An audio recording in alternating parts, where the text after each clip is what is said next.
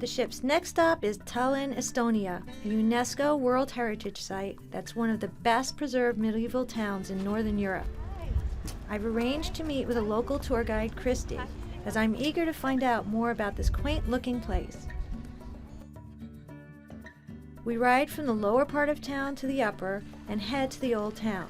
It's filled with charming cobblestone streets, narrow alleyways, and magnificent old buildings.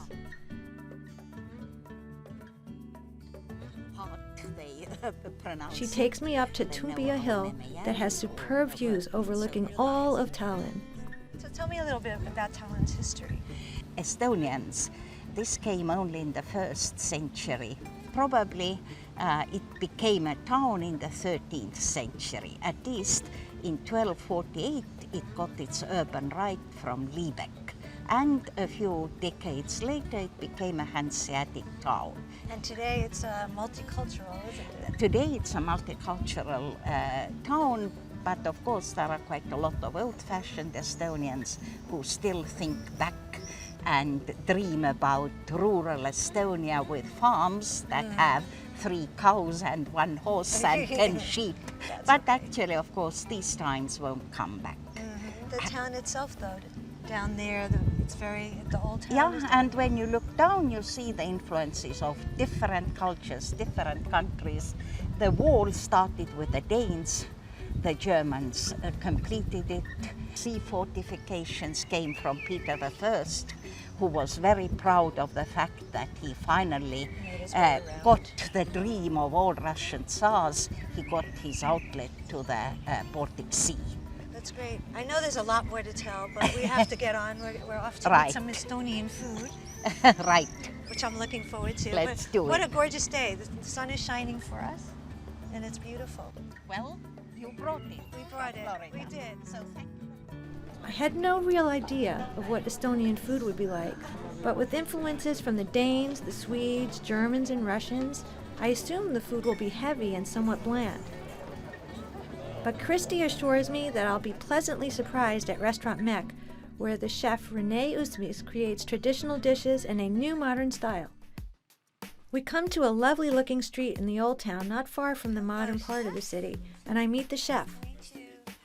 He takes me through his cozy modern dining room to the kitchen, where he's ready to prepare 2 signature dishes for me.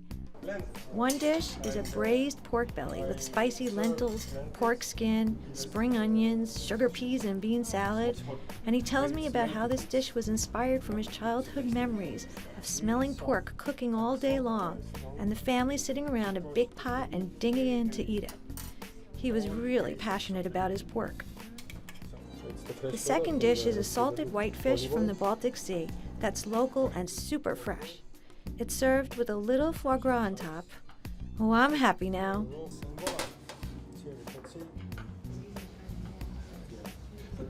Wow, this smells amazing, chef.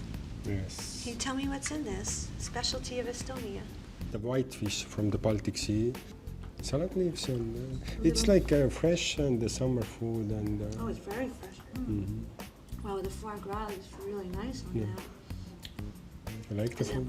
I love foie gras in general, but that is delicious fish. And the little red onion and tomato. What's the green? Is it chive? Chives, yeah, chives. Really good. Delicious. You can add some with the lemon. And then Yes. the pork belly. That smelled so good while we were cooking it, so I look forward to trying that. My mouth has been watering since smelling that pork cooking, and as I cut into it, the tender and perfectly cooked meat falls apart and the juices ooze out. I taste the crispy, savory pork skin and zesty lentils as I bite into the soft meat. This is just so good. The crunch of the pork skin. Oh, all those flavors mixed together. And the sausage that's in the lentils, that's also pork, you said, yes? Yes, it's made from the pork meat, and it gives also from the lentils like a little bit fat, and it makes them a little more crispy and a nice smoke flavor of them. This is really pretty amazing. Very rich. Yeah, and in old days even you eat this kind of food with a spoon, with like the soup plate. Hearty and keeps you strong. Really nice. I'm really impressed by everything about these dishes. This could be one of the best meals I ever had. As if that's not enough, Christy leads me down the steps of the old town to a hidden courtyard where I hear the sound of violins and the smells of coffee and chocolate. We're at Pierre Chocolaterie, a very French-style cafe that serves tantalizing cakes and unique flavored chocolates. I chose to have one with chili. Pretty good.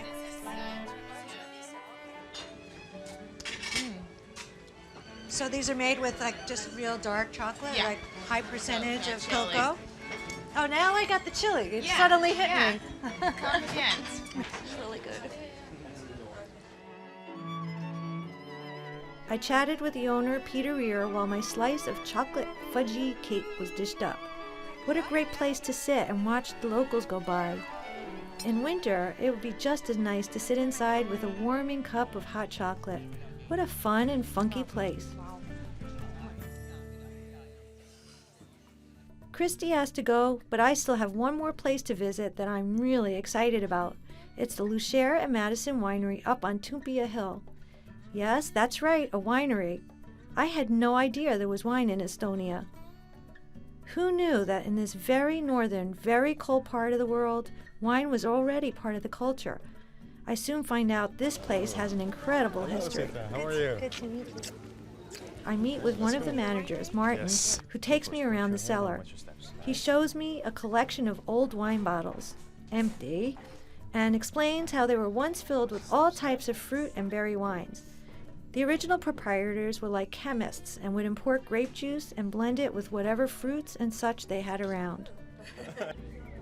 We then sit down on their relaxed outdoor terrace to taste a few of Martin's favorite wines. Zita, welcome to Luscher Matiesen, one of the Estonian oldest and if not the biggest wine factory that there used to be on Toompea. Because usually when you think about Estonia, you really Nobody think thinks about wine. No. It's 100 years of Estonian wine culture and wine consuming. The factory used to produce more than 400,000 liters of different wine drinks in a year. We have brought back the Matiesen wines because when the Second World War events started happening here, the factory was shut down quite tragically. And everything was ruined. The wine was drank. Probably the soldiers had a few years, a lot of good time here. So the brand Matiesen was lost. 70 years between starting from 1940-41, people didn't know about it. And 2008, what happened was we had a small kiosk over here. We sold coffee, tea, things like that for the tourists. 1 second, 3 gentlemen just walk in from the gate. When the worker who was here, he went to and asked, "Can I help you?" So they started talking something about winemaking. So he was listening, mouth open. Are you serious? This is Estonia. There's no winemaking here.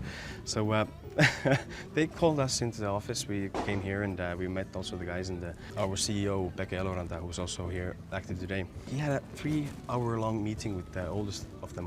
3 gentlemen. The oldest gentleman was Dmitri Matiesen. He was the last CEO he was this same Matiesen family.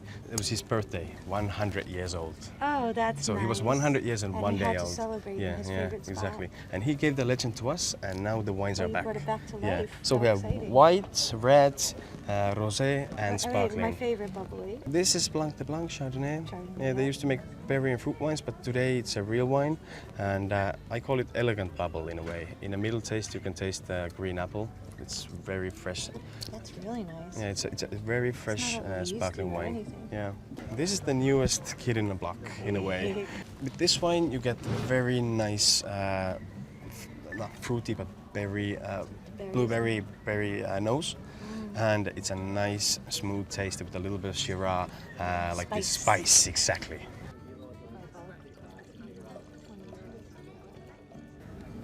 Okay, this was definitely a great end to another quick but fascinating day. I know I'll be coming back.